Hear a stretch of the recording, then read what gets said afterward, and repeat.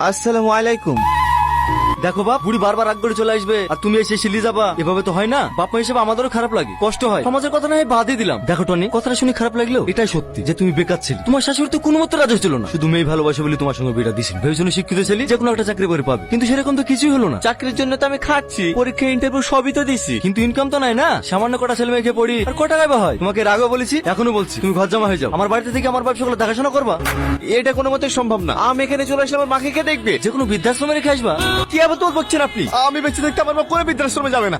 এত দূরে তো তোমার মাকে নিয়ে থাকবা, এখানে কি করতেছো? আমি আমার বউকে নিয়ে যেতে এসেছি। কিসের বউ? কিসের অধিকার দেখাচ্ছ তুমি? যে স্বামী তার বউকে ঠিকঠাক ভাত কাপড় দিতে পারে না, তার স্বামীর কোনো যোগ্যতা নাই। মায়া। সালমার ওই বাড়িতে যাবে না। কেন যাবে না? ও আমার স্ত্রী, ওকে আমার সাথে যেতে হবে। সালমা, সালমা, দেখে কোনো লাভ হবে না। আমি আমার মেয়েকে তোমার হাতে মার খেয়ে কি মরার জন্য পাঠাবো নাকি?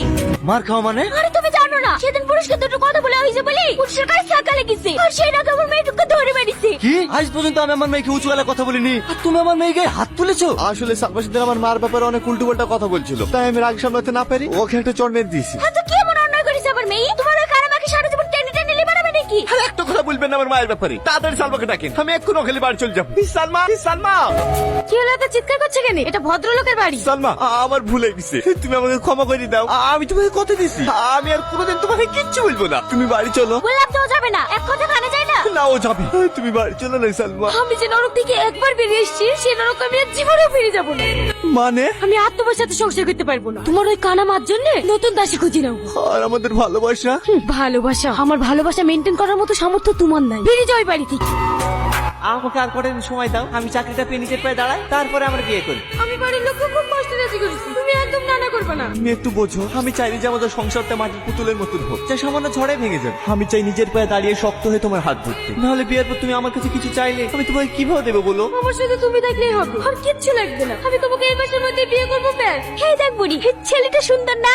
আমি দেখি কি করবো? তোর জন্য ছেলে দেখেছি, তুই দেখবি না তাকে দেখবে? বল কেমন দেখতে? পছন্দ হয়েছে তোর? আমি এখন বিয়েটা করবো না মা। তাই বললে হয়? সারা জীবন পড়ে এসছি, কতদিন থাকবে এভাবে? সারাদিন মন খারাপ করে বসে থাকিস, আমাদের খারাপ লাগে না? কিন্তু মা, আমি তো টনিকে ভালোবেসেছিলাম। তোর মতো বয়সে আমিও একজনকে ভালোবাসতাম। রাজু নাম ছিল ছেলেটার। রাজু অনেক গরিব ছিল, ওকে বিয়ে করার জন্য বাড়িতে আমি অনেক কান্নাকাটি করেছিলাম, কিন্তু তোর নানা কোনো মতে বিয়েটা হতে দেয়নি। ওদের পছন্দ মতো তোর আপুর সাথে আমাকে বিয়ে করতে হয়েছে। তুই জানিস রাজুর এখন কি অবস্থা? কি? রাজু এখন রিক্সা চালায়। শুনেছি ওর দুটো মেয়ে আছে, টাকার অভাবে মেয়ে দুটো বিয়েও দিতে পারেনি। অনেক কষ্টে দিন কাটে ওদের। আর দেখ, এদিকে আমরা কত সুখে আছি। মা শোন মা, মাঝে মাঝে ভবিষ্যতের কথা ভেবে অনেক কিছু ত্যাগ করতে হয়। একটা চিঠি আছে। ঝামেলা করিসনি, আমি কিনে দেবো পর। টনি, আজ তো যে ছুটি, যা তোর বাড়ি চল যা।